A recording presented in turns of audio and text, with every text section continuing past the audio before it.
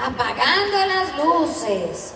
And thank God we went in again later, and then they had a coach that was like, hey, we're gonna change it a little bit, and so we did tweak it for it to be apagando las luces, which is what you hear now. So yeah, we probably did it like 20 times, but I don't know what you're... Well, yeah, because Symmetra's ultimate changed a few times. She changed a few times. In small, tiny, all the reworks. So her original ultimate was really kind of meh. You know, it wasn't like it was teleporter online, so I probably recorded it 3 times and then we moved on to the next line. But when they redid she would teleporter online, and you're dead. Pretty well, it was like teleporter online. I have opened the path. Yeah. But it was so mellow. It was like Zenyatta stuff. It's very Protoss StarCraft.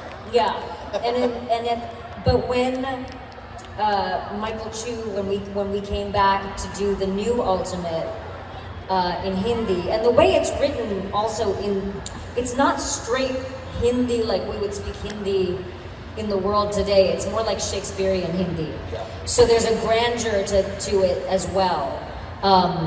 And he said, this is Symmetra's Justice Reigns from Above, like Farah has. Nice. And so I was like, cool, I'm just gonna go big. And then honestly, I think any number of takes that we had were just to ensure that I had the pronunciation right, because I'm not fluent in Hindi. Yeah. Okay. That's actually really cool though. So, I love when writers take it a little bit deeper and say, okay, let's do something that is that much more of the, like adding to the story of the character, you know, and it just kind of gives you a little bit more on the journey, and it just makes the character that much more authentic. I wonder if they, like gamers too, and they were like, no, we just need something a little bit more intense. Well, that's what I was going to say, is that you were asking about things that the community might be surprised about. This is not about recording, but it's just about how these companies take in the feedback that they get. Right. They are constantly trying to do what will make the community enjoy the game more, have a better time. They are constantly recalibrating, they are constantly buffing and nerfing, they're constantly doing all of this to make the experience better. And it goes the same for voice lines, and it goes the same for you know, the maps and all of that. So there is this constant desire from all of us, but especially from them, to raise the game, no pun intended, to just keep making it better. Yeah. I think recently, I think that they have, this is why people think we're married. Recently, they have done a really exceptional job of just learning from the things that they didn't do as well, learning from them, admitting them, and saying, cool, here's how we're gonna do better, and then exceeding expectations. Like Anran's new face, have y'all been up with that? Yeah? That's crazy cool. That's amazing. And that came from, you know, stuff that the community spoke about. A lot of lines come in, you're there. Arturito, oh, baby, teddy bear. I'm like, Arturito. I want to hug you like big, fuzzy, Siberian bear. Yeah. I've suggested a few little lines because Mexican fans have given me ideas. And I mean, again, it is amazing when companies do take the feedback and implement things. Not every company does that. And I think that is one of the strengths that Blizzard has, is when they get feedback, they do usually implement it. And not in a way that is pandering, because that's another thing that I feel like gamers and communities know when a company is just pandering to them and giving them everything. It's not that, it's to really genuinely make the experience of playing the game better. Right. I was gonna say, with the exception of Warcraft 3 Reforged, because that was not what it should have been, but I mean... Oh, yeah, no, I'm not... That was in the dark days of gaming for me. I had a dark ages in the middle there. Yeah. Do you guys actually play the game? Do you guys play, or just... Tried and not succeeded. Not well. It's very stressful. I don't know how you guys do it. It like gives me like high blood pressure.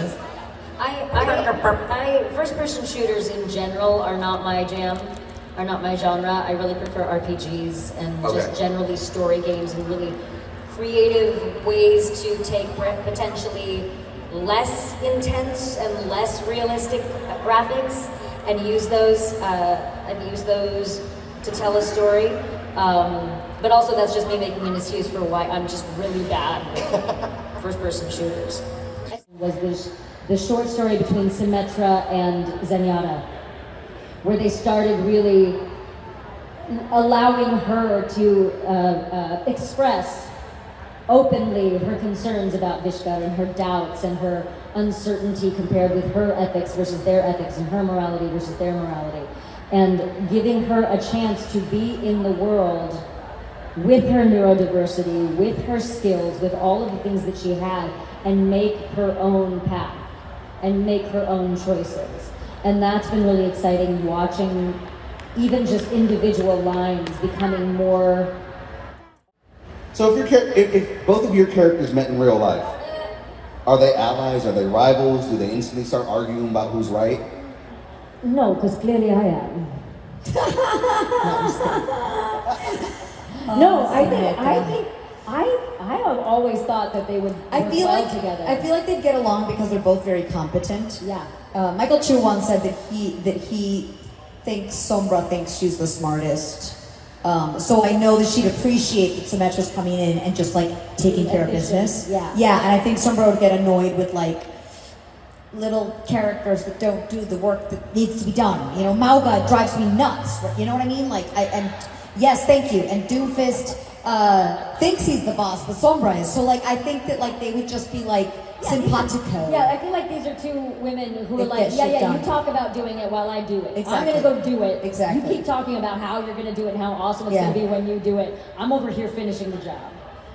So I think that they would very much be like that. And I do think, even with the interactions, the few interactions that they had early on, I was always gunning for a moment where Sombra actually did share a bunch of dark information about Vishkar with Symmetra, because I do think that would have connected them immediately as well.